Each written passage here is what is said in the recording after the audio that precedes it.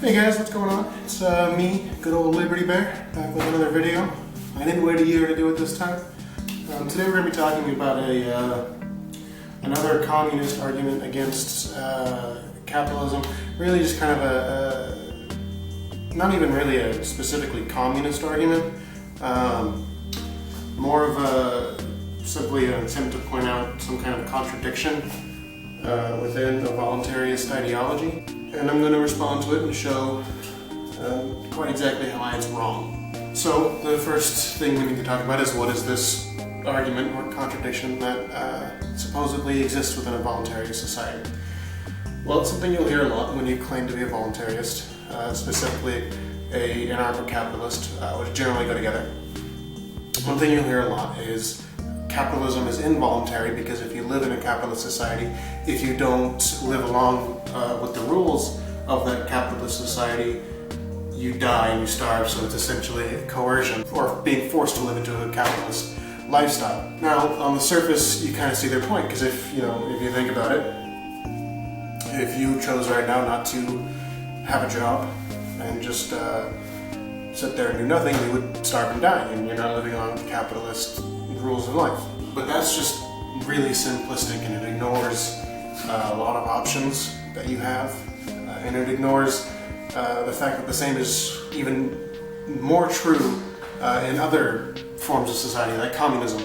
So let's talk about firstly why that is true for communism, and then we'll talk about why it's less true and actually even not true for capitalism.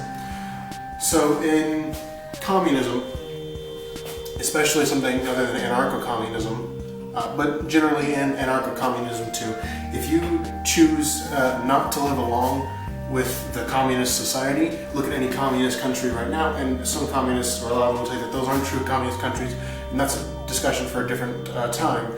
But if you look at any communist society that actually exists, or even theoretically exists, if you choose to stay where you are physically, and in your home, say your family's lived there forever, and not live along with the communist rules of living, violence will likely be brought against you. And a positive action, this action is adding something. It's not a default state of the universe. It's not a default chain of events.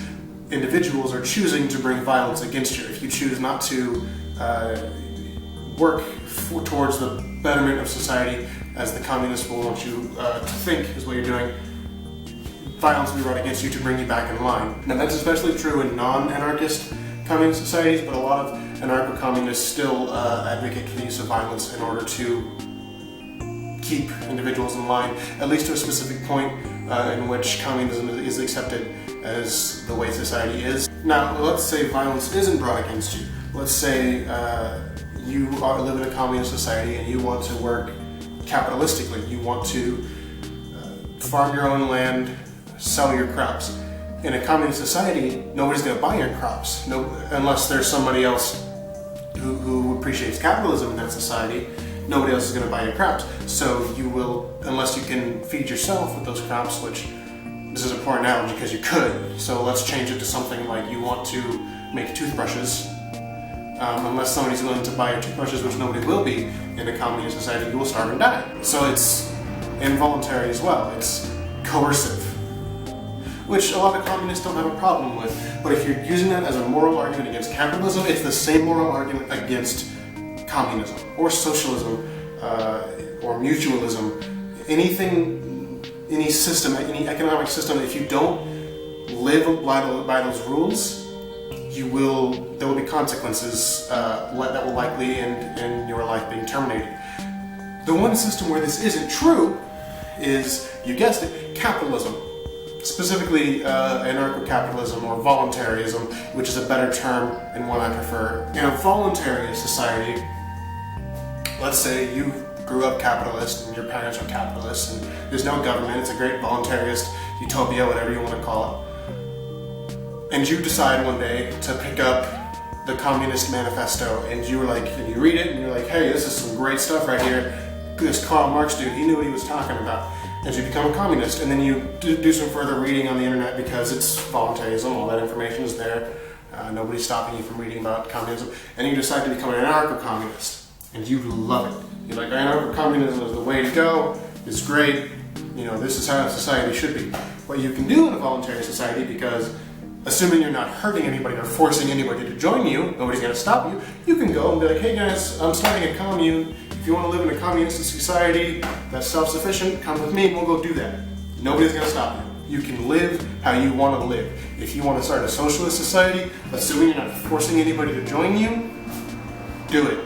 Nobody cares. If you want to start a mutualistic society, assuming you're not forcing anybody to join you, do it. Nobody will stop you. That's the beauty of voluntarism. You can live the way you want to live, assuming you're not stopping anybody else from living the way they want to live. It's that simple. So while the argument is used against capitalism, it's used erroneously because it doesn't actually apply to capitalism, at least not anarcho-capitalism, i.e. voluntarism. It applies to every other system though, essentially. I mean, there's an infinite amount of systems, but it applies to generally every other mainstream anarchist system or statist system. But it doesn't apply to the one system that it's actually brought against, which is crazy to me. Thanks for watching, guys. I'll try to keep putting out a decent amount of videos. See you guys next video.